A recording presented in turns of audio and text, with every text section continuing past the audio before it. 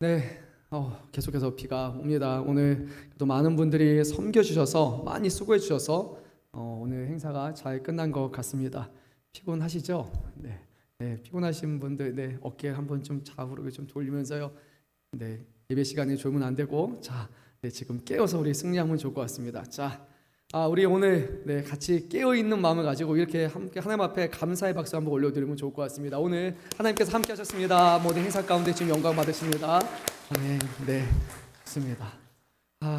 우리 스펄전 목사님이 그랬습니다. 예배 전부터 졸기 시작하는 것은 성도의 문제지만 설교 시작하면서부터 졸기 시작하면 목회자의 문제다. 그래서 오늘 제 문제가 되지 않기를 바랍니다. 그래서 우리 깨어서 승리합시다. 오늘 마지막 찬양 은혜를 드리는데 제가 놀라운 걸 경험했어요. 분명히 한국말을 들었는데 머릿속에 따갈로기 맴도는 그런 우리 필리핀 선교 갔다 오신 분은 알 거예요. 마지막에 비아야 비아 하면서 이거를 그 교회에서 따갈로그로 저희가 불렀었는데 그래서 그런지 계속 부르는 방식도 이게 따라라 약간 필리핀 스타일로 이렇게 자꾸만 이렇게 머릿속으로 나와가지고 색다른 경험을 했습니다. 참 모든 것이 은혜다. 그렇죠? 찬양 자체가 너무나 은혜롭습니다. 우리 사랑하는 성도 여러분, 여러분의 시간, 여러분의 삶, 여러분 주신 모든 것이 정말 하나님의 은혜이심을 그렇게 믿고 그 모든 은혜를 후히 베풀어 주시는 주님을 사모하며 살아가시기를 소망합니다.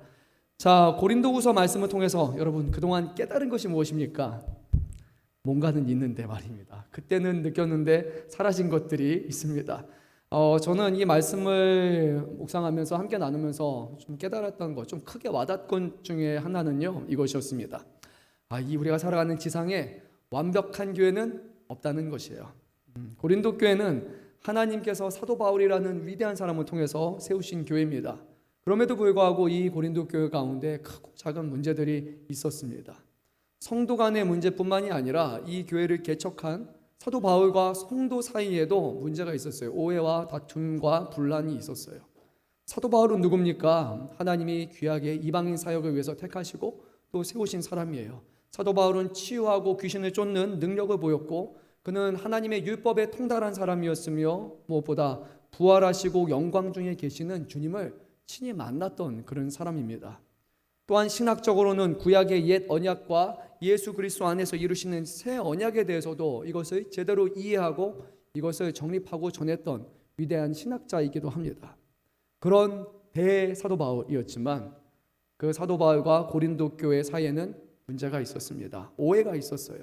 그리고 고린도 교회 안에서도 성도가 파당을 이루는 가르는 일들이 있었습니다. 즉 문제가 없는 교회는 없다는 거예요.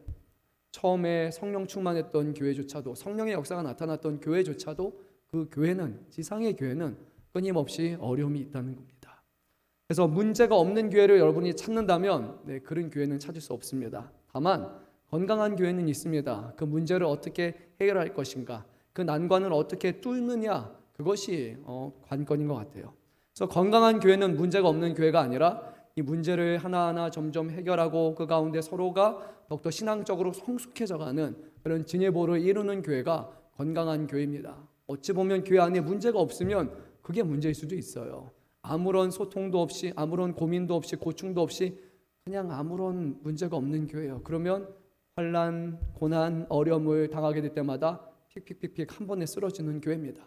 하지만 작은 어려움을 당하지만 그 가운데서도 계속해서 말씀으로 또 그 안에서 연합을 이루면서 이 어려움들을 이겨내고 이겨낼 때 교회는 어린아이 신앙이 아니라 성숙한 신앙으로 세워지게 되는 거예요.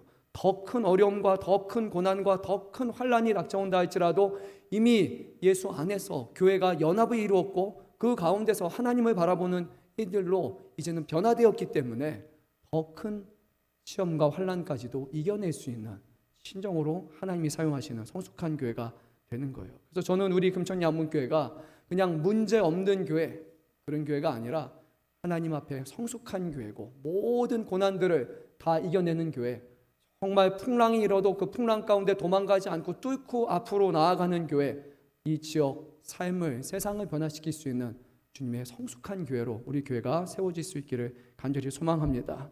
사도 바울과 그 고린도 교회 안에서는 문제가 있었지만 말씀의 권면 그리고 함께 기도함을 통해서 결국 그 문제를 하나하나 극복해내게 됩니다.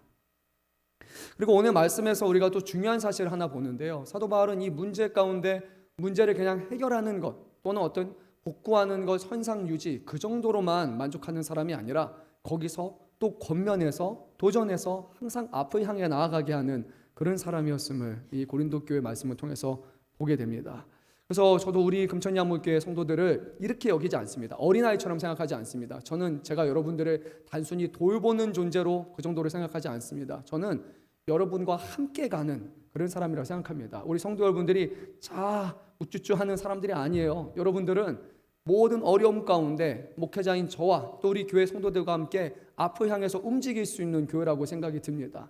애들 같은 성도가 아니기 때문에 저는 우리 성도 여러분들이 정말 그런 믿음을 가지고 더욱더 성숙한 믿음과 신앙을 가지고 여러분들의 영적 분별력도 더욱더 넓어졌으면 좋겠고 영적인 사명 또한 더욱더 지경이 넓어졌으면 좋겠고요. 우리 이 자리에 있는 청년분들도 정말 세상을 변화시킬 수 있는 성령 충만한 그런 청년들로 하나님의 나라와 영광을 위해서 귀하게 쓰임받을 수 있는 그런 도전의식을 갖고 주의 나라를 바라보는 그런 청년들로 더욱더 세워질 수 있기를 간절히 소망합니다. 그래서 오늘 여러분들을 권면합니다. 현실에 안주하는 신앙이 아니라 표대를 향해서 날마다 전진하는 그런 신앙의 성도 여러분 되시기를 간절히 소망합니다. 믿음이 성장함에 따라서 더 큰 시련과 문제 앞에서도 하나님을 평생에 찬양하고 믿음으로 세상을 이기는 우리 성도 여러분 되시기를 주님의 이름으로 축원합니다. 네, 오늘 사도 바울은 계속해서 이 고린도 교회에게 불거졌던 문제 중에 하나인 연보에 대한 문제를 다시 한번 거론합니다. 오늘 말씀을 보니까 이 연보는 고린도 교회 성도들에게 얘기해서 약 1년 전부터 준비했던 것이었습니다. 지난 시간이었죠. 8장 말씀에서 사도 바울은 이 예루살렘에게 그 고난과 어려움 가운데 물질적인 어려움 가운데 있는 그 교회를 돕기 위해서 가장 신뢰할 만한 사람들을 선별했다고 그렇게 전했습니다. 이들은 하나님 앞에서도 누가 봐도 괜찮은 사람, 정말로 신뢰할 수 있는 사람이었고 신앙 안에서뿐만이 아니라 세상의 기준으로 볼 때도 저 정도 사람이면 자격이 넘친다, 충분한 사람이다 여기는 그런 두 가지 기준을 겸비한 사람을 그렇게 세웠어요. 그리고 오늘 사도 바울은 다시 고린도 교회에 대해서 이 일에 대해서 얘기하며 사람이 다 준비되었습니다. 이제 여러분이 약속하신 일, 1년 전에 준비하신 그 일, 시작하신 일을 이제 마무리를 서두르시기 바랍니다. 그렇게 권면을 합니다. 고린도 교회와 분란이 있었고 서로 간에 오해와 갈등이 있었는데 사도 바울은 좀 불편해 보이는 그런 문제잖아요. 그것을 그냥 없던 걸로 칩시다가 아니라 하나님 앞에 이것을 해야 됩니다라고 그는 권면하고 도전하는 사람이었습니다. 교회는 이런 곳이어야 돼요. 성도들이 그 정도면 충분합니다가 아니라 아니에요. 더 가야 됩니다. 더 성숙해야 됩니다. 더 앞을 향해 나아갑니다. 그런 교회가 정말로 세상을 변화시킬 수 있는 교회예요. 그러면 사도 바울은 왜 고린도 교회에 대해서 이 일에 대해서 연보를 준비하는 것을 서두르라고 오늘 말을 했을까요? 우리가 말씀을 몇 가지 살펴보도록 하겠습니다. 먼저는 이 연보가 드려지는 교회가 어디였죠? 연보는 어느 교회를 위해서 사용되게 됩니까? 예루살렘 교회. 역시 우리 성도님들 최고. 네, 그렇죠. 예루살렘 교회입니다. 최고하니까 대답 못하신 분 약간 서운해하시는 것 같은데 그러시면 안 됩니다. 그렇죠? 네, 우리 교회 성도님들 전부를 향한 겁니다. 네, 예루살렘은 예루살렘 교회를 위한 것이었습니다. 근데 이 예루살렘을 위한 것이 중요해요. 왜냐하면 이방 교회들은 이 예루살렘 교회에게 있어서는 영적을 빚진 자와 같아요. 예루살렘 교회로부터 이 교회가 영적 중심이 되어서 그리고 안디옥 교회를 이제 선교지로 여겨가지고 거기서부터 계속해서 선교의 사역이 이루어지게 되는데, 근데 영적으로 빚진 자이기 때문에 이 이방 교회는 빚진 자의 마음을 가지고 예루살렘 교회가 어려움이 있을 때 도움을 줘야 되는 거예요. 그런데 어떻게 이방 교회가 예루살렘을 도움을 줄 수 있을까? 바로 지금 극심한 어려움 가운데 처한 예루살렘 교회를 위해서 기도하고 그들에게 위해서 연보를 준비하여 그것을 사용할 때 그 둘 사이 가운데 진정한 연합이 이루어진다는 거예요. 예루살렘 교회는 유대인의 교회로 끝나고 이방인의 교회는 이방인의 교회로 끝나는 것이 아니라 예루살렘과 유대인과 그리고 이방인이 하나 되어 연합되는 것이 바로 하나님의 기뻐하시는 뜻이기 때문이에요. 교회 안에서는 생각해 보면 우리 교회도 비슷할 거예요. 교회도 예수님의 몸된 교회고 교회의 성도 여러분들 한 사람 한 사람은 다 지체라고 성경은 말합니다. 그래서 어떤 분들은 손이고 어떤 분들은 다리가 되고 머리가 되고 눈썹도 있을 것이고 그리고 발가락, 발톱도 있을 거예요. 다양한 부분이 하나하나 합쳐져 가지고 기관들이 합쳐져서 한 몸을 이루어 가지고 주님의 몸으로 우리는 움직이는 거잖아요. 근데 만약에 손만 10개 있다면 괴물이죠. 이상하죠. 그리고 다 머리가 되고 싶은 거예요. 다 머리만 있어요. 그럼 그것도 문제가 되는 거예요. 가라고 하는데 아무도 같지도 않고 손 뻗어서 아무도 하지 않아요. 그냥 다 머리예요. 이러면 문제가 되지 않습니까? 교회는 다양한 사람들이 모여서 다양한 지체가 돼서 서로 같이 협력하여 선을 이루는 곳이잖아요. 교회도 바로 그렇습니다. 하나님께 각자 받은 은사에 따라서 자신이 주시는 은사에 따라 교회를 섬기는 것, 그리고 그 일에 서로 돕고 도움을 받고 연합을 이루어야 되는 거예요. 예루살렘 교회와 이방인의 교회도 결국 같은 상황이었습니다. 우리 대한민국의 교회를 생각해 보면 초대에 있었던 선교사들, 아펜젤러 그리고 언더우드를 비롯한 다양한 사람들의 헌신과 희생 위에 세워졌잖아요. 그래서 우리 대한민국 교회는 그 선교사님과 그들을 보낸 나라에 대해서 빚진 자의 마음을 가져요. 그래서 대한민국 교회가 하는 일이 뭡니까? 바로 선교하는 것이에요. 그 교회에게 감사하는 마음을 가지고 거저 받았으니 거저 베풀라라는 그 말씀과 같이 하나님의 복음을 접하지 못한 수많은 교회를 돌아다니면서 많은 선교사들을 파송하고 물질적으로 영적으로 같이 이 일을 동참하지 않았습니까?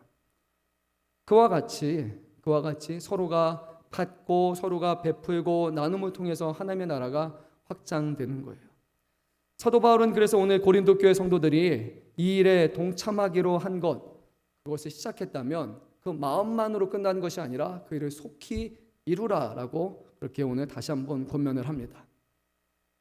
그리고 사도 바울은 이 소식에 대해서 이미 마게도냐 교회에게 전한 바가 있어요. 얼마나 이것이 감동했다면 고린도 교회 성도가 우리가 예루살렘을 돕겠다고 합니다. 거기서 연보를 준비해서 기도하면서 정말 하나님이 주시는 은혜를 따라서 가장 풍성한 것으로 드리겠다고 그 소식을 사도 바울이 기쁜 마음으로 전하는 거예요. 그런데 이제 문제는 뭐냐? 1년이 지났는데 아직까지도 준비만 하고 있는 거예요.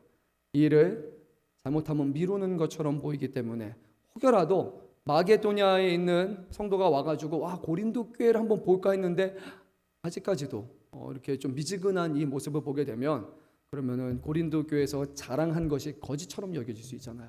그래서 마게도냐에서 온 성도들도 고린도 교회에 있는 성도 보면서 마음에 혹시라도 그런 불편한 마음이 들 수도 있고 사도들 또한 그들이 자랑한 것이 다 거짓되었다라는 그런 일로 이제 문제가 삼을 수 있기 때문에 사도 바울은 부끄러운 일이 될까봐 이 일을 너희가 속히 진행하라라고 그렇게 오늘 다시 한번 권면을 합니다.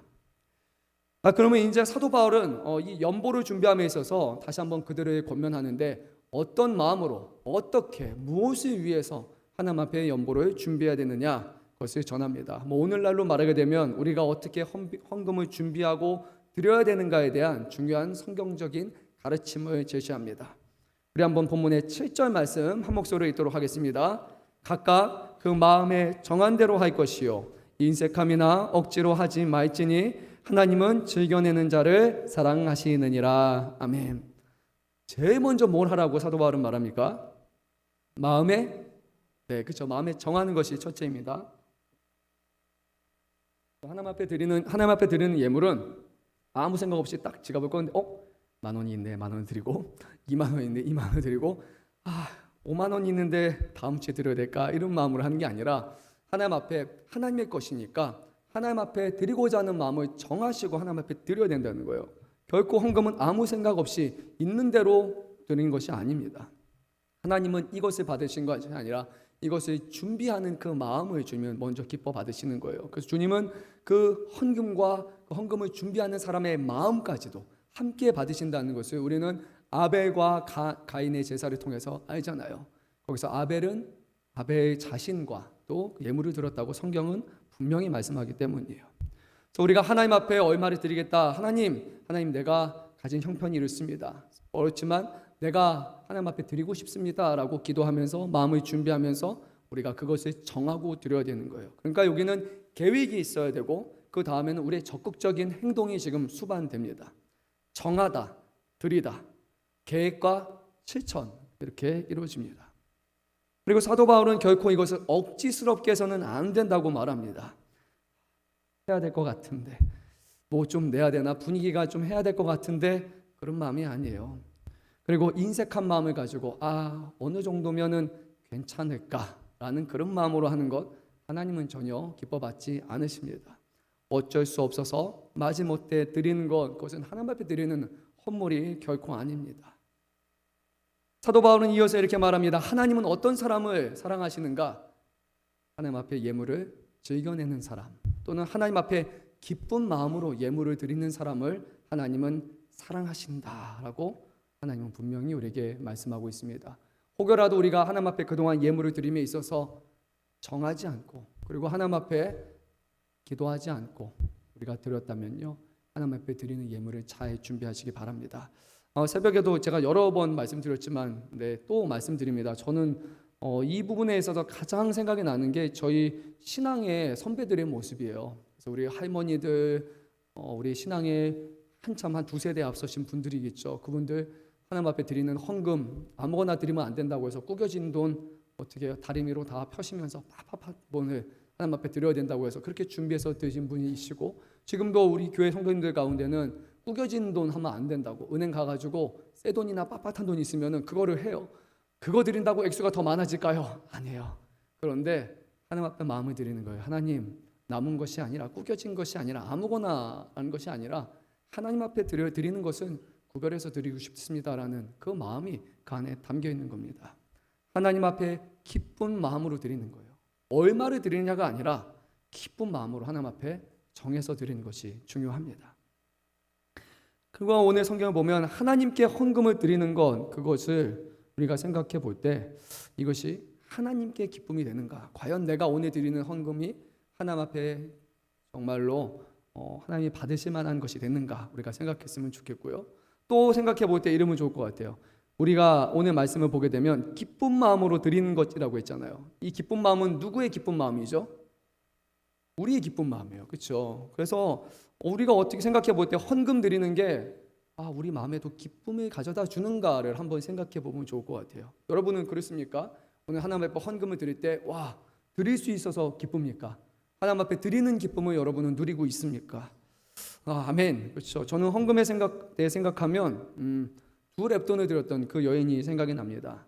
인간적으로 봤을 때는 가장 작은 것이었어요. 그런데 예수님은 가장 많은 것을 드렸다고 얘기했습니다. 그는 자신의 모든 것을 드린 거예요. 그거 드리고 나면 더 이상 먹고 살 게 없는데도 불구하고 드립니다. 두 랩돈에 드린 여인이 어떤 마음으로 드렸을까? 마지못해서 드렸을까요? 그렇게 드릴 수가 없습니다. 마지막 남은 그것은 결코 억지로 드리는 것이 아니에요. 하나님 앞에 감사하는 마음으로, 기뻐하는 마음으로만 마지막 남은 것을 드릴 수 있습니다. 아마도 주님이 그를 많은 것을 드렸다고 칭찬하신 이유에는 그가 기쁜 마음으로, 즐거운 마음으로 하나님 앞에 드렸기 때문일 것입니다. 주님, 제가 가진 게 이거밖에 없습니다. 많은 것을 드리면 좋겠지만, 더 많은 것은 하나님을 위해서 쓰이면 좋겠지만 두 랩돈 정말로 한 끼 식사밖에 안 됩니다. 그런데 주님, 이것이라도 주님 앞에 드려지기를 원합니다. 드리는 물질은 적지만 주님을 향한 내 마음을, 내 몸과 마음을, 정성을 주님 앞에 드립니다. 주님, 이것이 아니라 나를 받아주십시오라는 그런 마음으로, 그는 즐거운 마음으로, 기쁜 마음으로 드렸을 것입니다. 사랑하는 성도 여러분, 하나님 앞에 드리는 예물이 억지스럽게 드리는 것이 아니라 하나님 앞에 즐거움으로 드릴 수 있기를 바랍니다. 하나님 앞에 사모함으로 드릴 수 있기를 바랍니다. 그러면 하나님이 즐겨내는 자를 사랑한다는 것은 과연 무슨 말을 의미합니까? 그리고 하나님의 사랑은 또 어떤 방식으로 우리에게 이루어집니까? 주님의 사랑을 받은 사람으로 또 우리는 어떻게 행해야 됩니까? 이런 꼬리에 꼬리를 물고 무는 그런 질문들이 있습니다. 한번 우리가 질문을 하고 답해보는 시간 갖겠습니다. 우리 본문의 6절과 7절 건너뛰고 8절 두 절 말씀을 읽도록 하겠습니다. 이것이 곧 적게 심는 자는 적게 거두고 많이 심는 자는 많이 거둔다 하는 말이로다. 하나님이 이 모든 은혜를 너에게 넘치게 하시나니 이는 너희로 모든 일에 항상 모든 것을 넉넉하게 하여 모든 착한 일을 넘치게 하려 하심이라. 아멘. 6절 말씀은 일종의 농사 원리와 같습니다. 적게 심은 자는 어떻게 거둡니까? 적게 거둔다. 그렇죠. 그리고 많이 심은 사람은 어떻습니까? 많이 거둔다. 일반적인 원리요, 그렇죠? 물론 많이 심었는데 갑자기 태풍이 쓰고 나면은 아무것도 거두지 못하는 일도 발생할 거예요. 하지만 적게 심은 사람이 많은 것을 기대할 수 없고 많은 심은 사람은 그래도 더 많은 것을 기대하는 거예요. 근데 사도 바울은 놀랍게도 이것이 헌금의 원리라고 말씀합니다. 하나님 앞에 즐거운 마음으로 드린다면 하나님은 적게 심은 사람은 적게 거두고 많이 심은 자는 많이 거두게 하신다라고 오늘 성경은 분명히 말씀합니다. 어떻게 보면 그래, 하나님 앞에 한번 오늘 헌금 투자를 해볼까? 많이 드리면 하나님은 많은 것을 주신다고 하시니까 그렇게 할까? 그런 의미는 아니에요. 오해해서는 안 되는 게 있습니다. 오늘 말씀을 보면 많이 드리고 많이 거두게 하시는 이유는 내 통장으로 들어가게 하기 위함이 아니라 오늘 성경은 8절에 이렇게 말씀합니다. 모든 착한 일을 넘치게 하려 하심이라. 하나님의 일에, 하나님의 기뻐하신 일에 넘치게 참여하기 위해서 하나님은 우리에게 물질적인 복을 주신다는 거예요. 그래서 우리의 마음속에 하나님, 주의 나라와 영광을 위해서 나는 정말 물질적으로 더 많은 것을 드리고 그렇게 사용되기를 원합니다. 이렇게 말하는 게 기복신앙이 아니에요. 그런데 기복신앙이란 무엇이냐? 하나님, 돈을 많이 주세요. 하나님, 물질적으로 많이 주세요. 잘 살고 싶습니다. 이렇게 말하면 기복신앙이 되는 거예요. 그런데 하나님의 영광을 위해서, 선교를 위해, 교회를 세우는 데 있어서 하나님 많은 것을 주시기 원합니다. 그렇게 말하는 것은 오늘 성경의 정확한 원리입니다. 하나님은 모든 착한 일을 넘치게 하기 위해서 사랑하는 그의 자녀들에게 많은 것을 심은 사람, 많은 것을 드린 사람에게 많은 것을 주시겠다 분명히 약속하셨습니다. 하나님은 하나님 앞에 즐거운 마음으로 드리는 사람을 사랑하십니다. 그리고 그가 하나님 앞에 주신 것에 대해서 감사하며 후하게 드릴 때 하나님은 그를 사랑하셔서 그에게 복을 주셔서 더 많은 것을 거두게 하신다. 그 이유는 그 거두어 드린 것이 또 하나님을 위해서 드려지게 될 것이고 그런 사람이기 때문입니다. 그런데 우리가 이렇게 생각할 수 있습니다. 하나님, 그런데 하나님 그냥 꼭 우리를 통해서 해야 됩니까?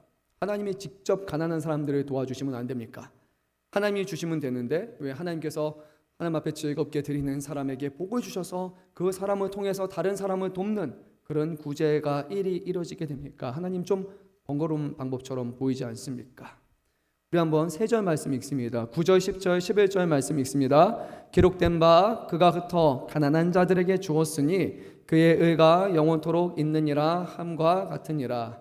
심는 자에게 씨와 먹을 양식을 주시는 이가 너희의 심을 것을 주사 풍성하게 하시고 너희의 의의 열매를 더하게 하시리니 너희가 모든 일에 넉넉하여 너그럽게 연보함은 그들이 우리로 말미암아 하나님께 감사하게 하는 것이라. 아멘. 자, 9절 말씀에서요 이렇게 말씀합니다. 가난한 자에게 주었으니, 그러니까 재물을 받았는데 그 재물 가진 것을 한 사람이 갖고만 있는 게 아니라 그 재물을 흩었어요. 흩어가지고 누구한테 줬느냐? 가난한 사람들에게 나타났다. 그 이유는 무엇인가? 그의 의가 영원토록 있느니라 함과 같으니라. 그 의를 드러내기 위함이에요. 10절 말씀을 보게 되면은 또 너희 의의 열매를 더하게 하시니라고 말합니다. 그래서 하나님이 복을 주시고 그것을 나누고 베풀고 사용하는 그 이유는 바로 하나님이 우리 안에 이루시는 그 의가 넘쳐나게 하기 위함이에요. 그리고 더 나아가서 이 모든 일에 넉넉하여 너그럽게 연보하는 것은 그들이 우리로 말미암아 하나님께 감사하는 것. 이 의는 자기 의를 위한 것이 아니에요. 내가 많은 사람들을 베풀었다, 내가 선한 일을 했다, 내가 그래도 우리 교회가 세워질 때 와, 내가 진짜 많은 거 드렸어, 누가 봐도 불가능한 거 진짜 나는 드렸다, 집을 팔아서 드렸다 하고 나서 사람들 앞에 자랑해서 자기 의로 세우기 위함이 아니라 그 모든 것을 가능케 하시는 하나님 앞에 감사하기 위함이에요. 나는 못해요.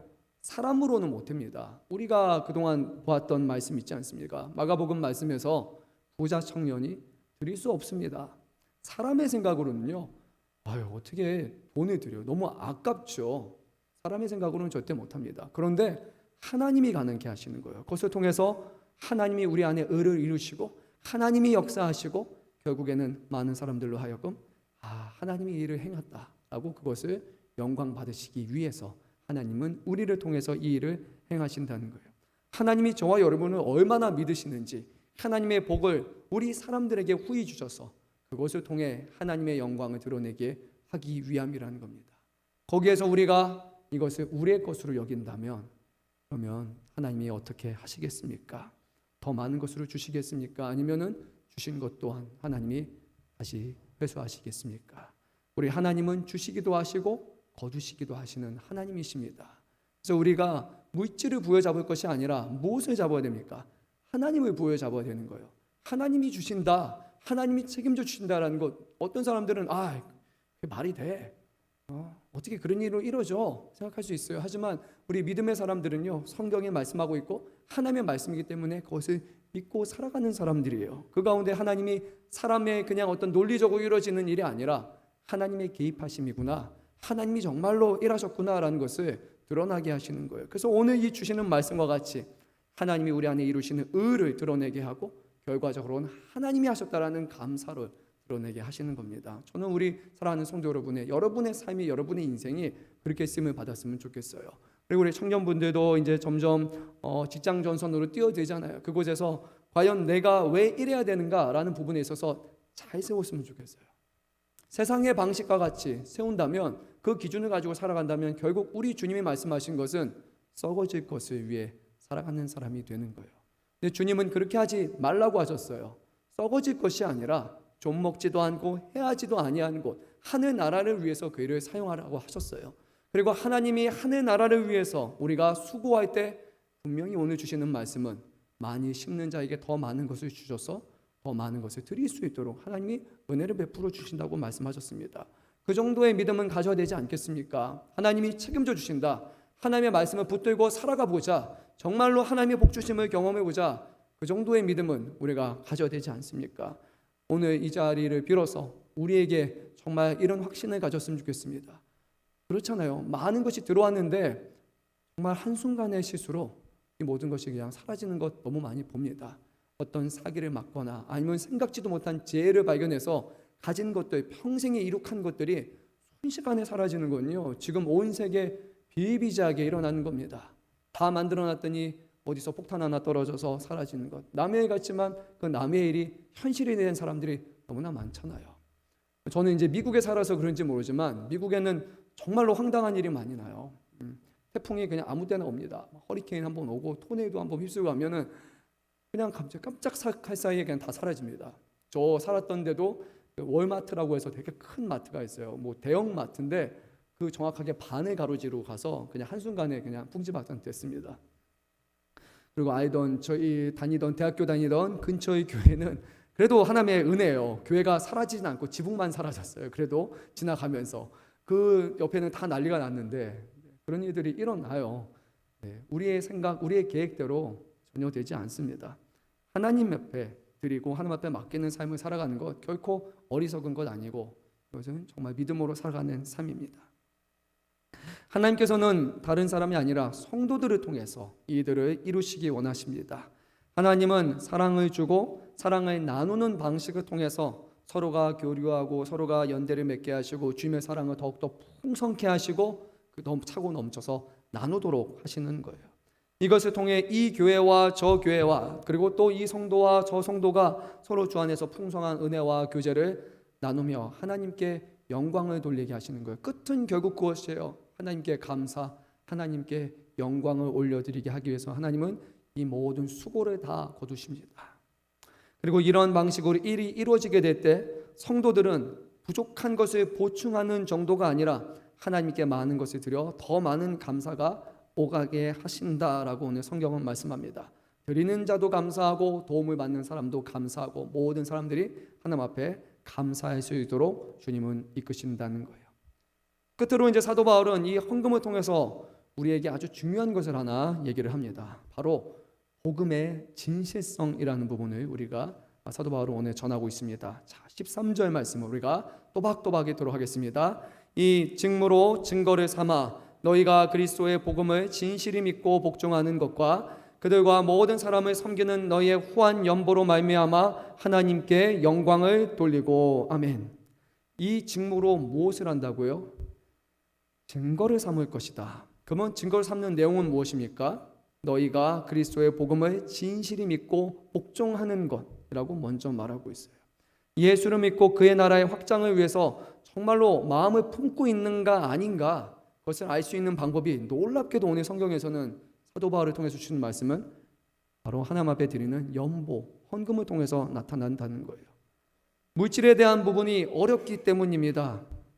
저와 같이 이 자리에서 헌금 설교하는 사람도 어렵고 어쩌면 이 자리에 듣는 성도님 분들 중에서도 불편하게 들리는 분들도 있을 거예요. 하지만 이것은 매우 중요합니다. 저는 일부러 헌금 설교는 하지 않아요. 하지만 말씀이 이끄시면 그 부분에 대해서는 확신을 가지고 전합니다. 13절 말씀에서 사도 바울은 아주 놀라운 사실을 전했어요. 헌금이 하나님께 영광을 돌리는 일에 쓰임을 받는다라고 또 이어서 말씀을 합니다. 우리 13절 말씀 다시 한번 읽도록 하겠습니다. 이 직무를 증거를 삼아 너희가 그리스도의 복음을 진실히 믿고 복종하는 것과 그들과 모든 사람의 섬기는 너희의 후한 연보로 말미암아 하나님께 영광을 돌리는 것. 아멘. 두 가지 여러분의 삶에 중요합니까? 중요하지 않습니까? 여러분의 믿음이 진실된 믿음이냐? 중요합니까? 중요하지 않습니까? 중요하죠. 거의 가장 중요한 것 중에 하나입니다. 내가 정말로 주님을 온전히 믿고 있는가? 내 믿음과 내 갖고 있는 복음이 진실된 것인가? 아니면 껍데기만 있는 것인가? 아주 중요한 거예요. 또 뭐가 중요합니까? 우리의 삶을 통해 하나님께 영광 돌리는 것 중요합니까? 중요하지 않습니까? 중요해요. 하나님의 영광 돌리기 위해서 우리는 창조된 사람이기 때문이에요. 근데 이 놀랍게도 이 두 가지 아주 중요한 사역에 대해서 사도 바울은 이것이 하나님 앞에 드리는 헌금과 예물을 통해서 드러난다라고 오늘 그렇게 말씀하고 있습니다. 여러분, 살아가면서 하나님께 영광이 되는 일을 몇 번이나 행하셨습니까? 생각보다 별로 없죠. 이런 거 가끔 있잖아요. 연예인들이 연예 대상을 딱 차지하게 되면 이 모든 것을 이루신 하나님께 영광을 올려드립니다. 그렇죠? 한 번 했어요. 그렇죠? 살아 생전에 몇 번이나 그런 말을 할 수 있겠습니까? 그런데 오늘 성경은 아주 놀랍게 말씀합니다. 하나님 앞에 예물을 구별하여 드리는 것, 그리고 그 드려진 일 자체가 하나님의 영광을 위한 것이 된다는 거예요. 하나님의 영광 되게 하는 삶이 어렵습니다. 하지만 하나님은 놀랍게도 하나님 앞에 드리는 예물을 통해 영광을 받으신다라는 놀라운 사실을 전하고 있어요. 왜 그렇습니까? 우리가 드리는 것을 통해서 교회가 세워지게 될 것이고, 그리고 드려진 이 교회가 더욱더 굳건히 세워져서 선교를 하게 될 것이고, 그 가운데 죽은 사람들이 살아나게 될 것이고, 복음이 땅끝까지 전파되게 될 것이기 때문에 결국 수많은 사람들이 온 세상과 온 여방이 주 앞에 나와서 하나님을 찬양하고 찬미하고 주님을 높이는 일에 귀하게 사용될 것이기 때문에, 그래서 우리가 드리는 이 예물이 하나님께 영광이 된다는 것입니다. 여러분, 놀랍지 않습니까? 우리가 드리는 게 우리의 생명이 아니에요. 우리가 드린 것은 헌금에 불과해요. 우리가 벌어들이는 것의 일부를 드릴 뿐이에요. 여러분, 전 재산 드려봤습니까? 그렇게 안 합니다. 우리에게 모든 것을 요구하시지도 않아요. 그런데 우리가 정해서 하나님 앞에 드리는 그 작은 것을 하나님은 나의 영광을 위한 것이다라고 그렇게 말씀합니다. 그렇게 보면 우리가 하나님 앞에 드리는 헌금은 불편한 것이 아니라 억지로 드리는 것이 아니라 하나님 앞에 평생에 감사해야 될 제목인 거예요. 아무런 자격 없는 사람이, 아무런 능력 없는 사람이 하나님의 영광을 올려드릴 수 있도록 하나님께서 우리에게 주셨고 사용하신다는 것 자체가 우리에게 기쁨이고 감사함이 되어야 되지 않겠습니까? 사랑하는 성도 여러분, 우리가 하나님 앞에 영광을 돌리는 일에 얼마나 수고하고 있습니까? 하나님 앞에 드리는 값진 예물이 구별되고 준비되고 기도되고 사모함으로 하나님 앞에 드리는 이 예물이 하나님께 영광이 된다는 사실을 여러분 평생에 기억하시기를 바랍니다. 예물을 드릴 때마다 하나님 앞에 감사함으로 드십시오. 하나님, 이것을 사용하셔서 하나님의 영광의 도구로 사용하여 주심이 감사드립니다. 그렇게 우리가 살아갈 수 있기를 바랍니다. 우리가 돈을 드린다면 어딘가에 구제를 하는 일, 그거와 하나님 앞에 드리는 예물은 전혀 다릅니다. 구제로 드리는 것은 물질로 가는 거예요. 하지만 우리가 하나님 앞에 드리는 예물, 이것을 통해서 필요한 곳에 보내주는 곳에는 돈 대 돈으로 가는 것이 아니라 그곳에는 기도가 있게 되고 그곳에는 하나님의 개입하심과 역사가 따라 있기 때문에, 그래서 이것이야말로 가장 복된 것입니다. 그리고 그곳에 하나님이 우리에게 감사함이 넘쳐나게 할 것이고, 그리고 이 도움을 받는 사람들 가운데 교회를 사모함과 우리도 어려움 가운데서도 주님이 복주심과 주님의 은혜 가운데 교회가 굳건히 세워져서 더 남을 돕는 교회, 남에게 믿음으로 신앙적으로 물질로 후원할 수 있는 그런 교회가 되겠다는 그런 사모함까지도 주님이 그 교회들에게 이루어 주실 것이고, 그 가운데 넘쳐나는 구원의 역사와 복음의 증거들이 가득할 것입니다. 사도 바울은 오늘 이것을 14절에서 이렇게 말합니다. 하나님이 너에게 주신 지극한 은혜라고 말씀합니다. 여러분, 무엇이라고요? 하나님이 우리에게 주시는 지극한 은혜예요. 하나님 앞에 예물로 드릴 수 있는 것이 지극한 은혜예요. 오늘 우리 불렀던 찬양 모든 것이 은혜, 모든 것이 은혜라고 했잖아요. 하나님 앞에 예물을 드리는 것이 우리에게 주시는 지극한 은혜라는 것을 기억하십니다. 바랍니다. 물질로 쓰임을 받는 것 하나님이 베푸시는 은혜예요. 지극한 은혜입니다. 최근에 저희 이제 실업인 선교회하고 이제 지난 시간에 기도하다가 그 안에 이제 몇 가지 뭐 재정적인 거 여러 가지 사업 이런 것들을 얘기하다가 한 분이 제가 누군지 구체적으로 얘기는 안 하고 실업인 선교회 분들만 아실 거예요. 근데 이런 얘기를 하셨어요. 이제 사업을 하는데 가장 큰 거래처가 이제 끊겼어요. 그 거래처가 그분하고 이제 같이 했었는데 이제 본사하고 그 일을 하겠다라고 이제 방향을 튼 거예요. 그러니까 엄청 큰 일이죠. 가장 큰 거래처인데요. 그래서 이제 사람을 만나면서 얘기를 하는데 근데 생각해 보니까 처음에는 조금 답답하기도 했는데 이렇게 얘기하시는 거예요. 근데 하나님 앞에 감사하다라는 거예요. 여러분 감사할 것 같아요. 여러분에게는 가장 큰 거래처가 끊겼다 생각해 보세요. 감사보다는 하나님 왜 원망이 먼저 찾아오지 않을까요? 근데 저는 그렇게 말씀하시는 거 보면서 제가 도전을 받았어요. 나보다 믿음이 좋으신 것 같다. 근데 왜 그런가 하니까 이 거래처가 생긴 게 3년이 됐다고 합니다. 근데 기도했던 것도 아니고 내가 이제 어디서 그냥 구해온 것이 아니라 기도해서 하나님이 그냥 갑자기 뚝 주신 거예요. 어려운 상황 가운데 하나님이 예비하시는 거래처였던 거예요. 그러면서 이제 얘기하시는 거예요. 그동안 이 거래처 없이 수십 년간 잘 해왔는데 그런데 이게 없다고 못하겠는가? 이거 없다고 해서 하나님께 영광이 안 되겠는가? 아니요. 하나님이 3년 동안 필요하셔서 주신 것이니까 그 3년 동안 주셨던 것에 대해서 감사하다. 그리고 하나님이 함께 하시기에 그 없는 상황 가운데서도 계속해서 일이 진행되게 하실 것이다. 여러분 아멘이십니까? 아멘이잖아요. 그동안 함께 하신 하나님인데 앞으로도 함께 하지 않겠습니까? 없어도 할 수 있었는데 근데 없다고 해서 원망이 됩니까? 아니요. 주셨던 것에 감사하는 것이 진짜 신앙이지 않습니까? 그래서 저에게는 이제 기도 제목이 생겼습니다. 하나님 앞에 즐거이 드리는 사람에게 하나님이 책임져 주시기 바랍니다. 우리 사랑하는 실업인, 우리 교회에서 일하는 모든 분들 정말 하나님께서 복 주시고 하나님 앞에 영광을 위해서 귀하게 쓰임받는 사람 되게 하여 주옵소서.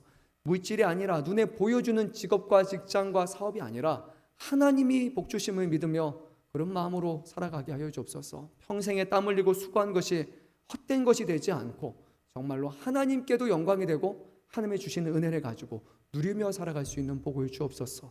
그런 마음을 가지고 지금 여러분들을 위해서 저는 늘 기도하고 있어요. 우리 청년분들을 위해서 사업하시는 분들, 직장에 있는 모든 분들을 위한 기도 제목이 늘 저는 동일합니다.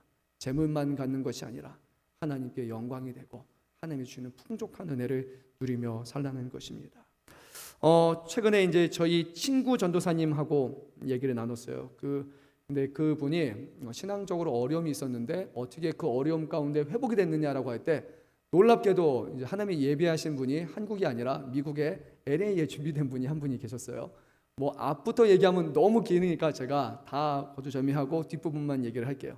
신앙적인 어려움이 있었는데 자신의 누나가 한국에서 PD였는데 미국에 가게 됐고 거기서 이제 한 장로님이 도와주셔가지고 어려움 가운데 잘 정착할 수 있게 되었어요. 그리고 나서 이 분이 이제 나중에 자기 가족을 다 부른 거예요. 그래서 그곳에서 함께 이제 갔는데 이 장로님 그리고 장로님을 비롯해서 몇몇 분들이 너무 솔선수범을 해서 이 친구분 그 가족을 극진히 이제 돌본 거예요. 하나하나 도와주고 없는 시간도 다 빼가지고 한 거예요. 특히 장로님이 너무나 많이 섬겨줘서 장로님이 시간이 많으신가 하는 일 없는가 그런 생각을 했는데 나중에 가서 들어보니까 이제 300명 일하는 공장을 운영하시는 분인데 바쁘신데 다 일을 우선 멈추고 섬기는 일을 먼저 해야겠다라고 해서 그렇게 도와주신 거예요. 그다음 이제 마지막에 이 친구하고 얘기를 하게 되는데 어떤 거였냐면 장로님이 이런 말씀을 하신 거예요. 자기는 하나님 앞에 물질로 쓰임을 받는 사람 됐는데 그렇게 사용하고 있는데 이것이 자기의 의가 되지 않고 자기는 성경에 보게 되면 예수님이 이제 예루살렘 입성하실 때 여러분 알죠? 그때 뭐로 타고 갔습니까? 나귀를 타고 갔어요. 근데 나귀를 준비한 사람 이름 여러분 아십니까? 아시는 분? 손들면 큰일 납니다. 없어요. 이름이 나와 있지 않습니다. 누군지 안 나와 있어요. 근데 그분이 이 얘기하시는 거예요. 자기는 그 사람과 같다는 거예요. 주가 쓰시겠다 하라. 그 한마디를 할 때 하나님 앞에 모든 것을 쓰는 사람이 되기 원합니다. 그게 그분의 평생의 기도 제목이고, 그런 마음으로 그런 방식으로 살아오셨고, 하나님이 그 사업장을 복 주시고 지금까지 이루어졌다는 거예요. 그래서 지금도 사업을 확장하거나 한 게 아니라 그곳에 하나님의 사업장이라는 마음을 가지고 하신다는 거예요. 놀랍게 하나님이 그렇게 역사하셨어요. 근데 그게 끝이 아니라, 그리고 나서 이 친구가 너무 도전을 받은 거예요. 도전을 받고 와서 한국에 딱 와서 새벽에 와서 기도하기 시작했어요. 하나님, 내가 어떻게 하나님 앞에 쓰임 받을 수 있겠습니까? 나 같은 사람, 벌레반도 못한 내가 어떻게 하나님의 영광에서 쓰임 받을 수 있겠습니까? 그렇게 새벽 제대에 나와서 기도하기 시작한 거예요. 그리고 그 마음 가운데 하나님이 함께 하셨고, 그 주일날 목사님을 통해서 처음부터 교역자가 된 게 아니라 교회에서 방송으로 봉사하고 찬양으로 봉사하고 그 모든 일에 하나님 앞에 감사함으로 준비했고, 교회의 필요를 따라 그것을 위해서 나중에는 목회의 길을 가게 되었노라, 그렇게 고백하게 됩니다. 한 사람의 믿음으로 살아가는 삶을 통해서 또 다른 생명이 낳게 되는 거예요. 그런데 우리가 별거 아닌 것 같지만 지금 내가 믿음이 아니라 잘못된 길을 간다면 그것은 다른 사람들에게도 좋지 않은 본보기가 될 수 있는 거예요. 너무 은혜롭고 아름답지 않습니까? 하나님 앞에 붙들려서 살아가는 인생은요, 세상이 이해할 수 없는 방식으로 아름다운 열매를 맺는 겁니다. 저는 우리 성도 여러분들 그렇게 쓰임 받으시기 원합니다. 주변에 있는 사람들에게 정말로 도전이 되고 그 영혼으로 하여금 하나님 앞에 붙들림 할 수 있는 그런 생명을 살리는 역사, 거기에 여러분 한 사람 한 사람이 주인공 되시기를 주님의 이름으로 축원합니다. 그리고 우리 젊은 청년분들 오늘부터 기도하십시오. 주의 나라와 영광, 다시 한번 뭐라고요? 주의 나라와 영광, 그렇죠? 그것을 위해서 여러분들이 쓰임 받았으면 좋겠어요. 하나님이 사용하셨으면 좋겠어요. 하나님의 위대하신 방법으로. 그리고 제가 어느 날 여러분들이 이 자리에 와서 간증했으면 좋겠어요. 하나님이 하셨다고요. 그때 하나님께서 이성 목사님을 통해서 주셨던 게 저에게 도전이 됐습니다. 그러면 제가 하나님 앞에 하나님 감사합니다라고, 제가 정말 목회자여서 감사합니다라고 그렇게 함께 영광을 돌리는 순간이 올 거예요. 저는 그렇게 되리라 믿습니다. 우리 여러분들 정말 그 마음 가지고 오늘 주신 말씀 붙들고 기도하시기 바랍니다. 하나님, 오늘 내가 이곳에서 어떻게 하나님 앞에 쓰임 받기 원합니까? 하나의 그냥 도전으로 끝나는 것이 아니라 이것이 나에게 이루어지는 그런 축복을 받기 원합니다.